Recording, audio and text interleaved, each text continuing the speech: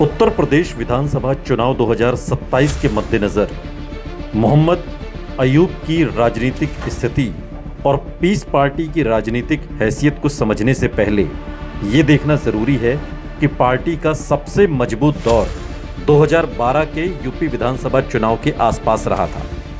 Piece party ने 2012 के 3 विधानसभा सीटें खलीलाबाद, फरेदा और डुमरियागंज जीती थी, जबकि डॉक्टर अयूब खुद खलीलाबाद से विधायक बने थे। यही वो दौर था जब पार्टी ने पूर्वांचल में मुस्लिम और पिछड़े वर्गों के बीच अपना अलग राजनीतिक आधार बनाने की कोशिश की थी। बाद के चुनावों में पार्टी का प्रभाव काफी सीमित रहा और 2022 में पीस पार्टी विधानसभा में कोई सीट नहीं जीत सकी। इसलिए 2027 में समाजवादी पार्टी के साथ संभावित गठबंधन की स्थिति में पीस पार्टी के लिए लक्ष्य 403 सीटों पर प्रभाव दिखाना नहीं, बल्कि पूर्वांचल की कुछ चुनिंदा सीटों पर अपने पुराने संगठन और सामाजिक संपर्क को फिर से सक्रिय करना होगा।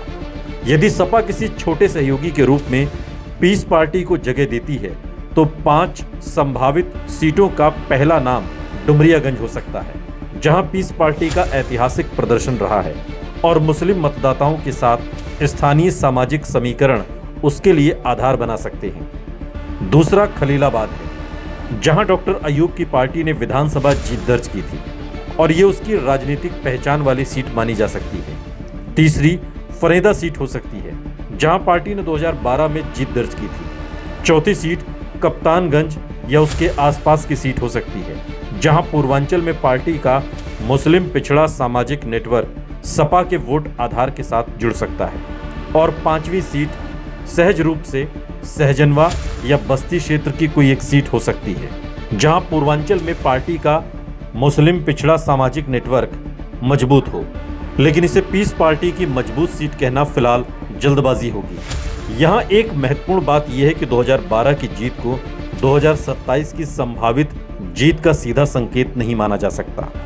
बीच के वर्षों में सपा, बसपा, कांग्रेस, AIMIM और अन्य दलों की मौजूदगी के साथ ही स्थानीय उम्मीदवारों के समीकरण बदल चुके हैं। फिर भी यदि सपा गठबंधन में पीस पार्टी को 3 से 5 सीटें मिलती हैं तो डॉक्टर अयूब का व्यक्तिगत संपर्क, पुराने कार्यकर्ता और मुस्लिम मतदाताओं में पहचान मौजूद है, तो पीस पार्टी सपा के अतिरिक्त वोट काटने की बजाय गठबंधन के भीतर स्थानीय सामाजिक प्रतिनिधित्व का काम कर सकती है।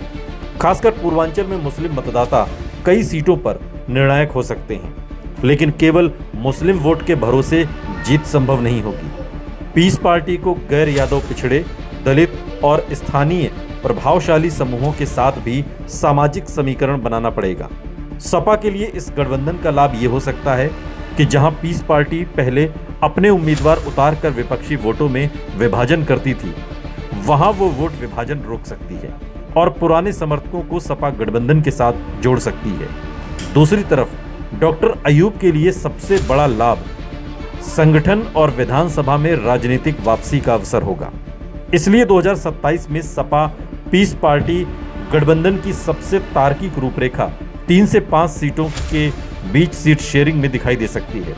पूर्वांचल केंद्रित चुनाव अभियान और मुस्लिम पिछड़ा सामाजिक गठजोड़ हो सकता है, लेकिन मौजूदा राजनीतिक ताकत के आधार पर पीस पार्टी को इन 5 सीटों पर आसानी से जीतने वाली कहना जल्दबाजी होगी। लेकिन समाजवादी पार्टी के साथ ये गोलबंदी बन सकती है, पीस पार्टी 4 से 5 सीटों पर विजय पताका लहरा सके।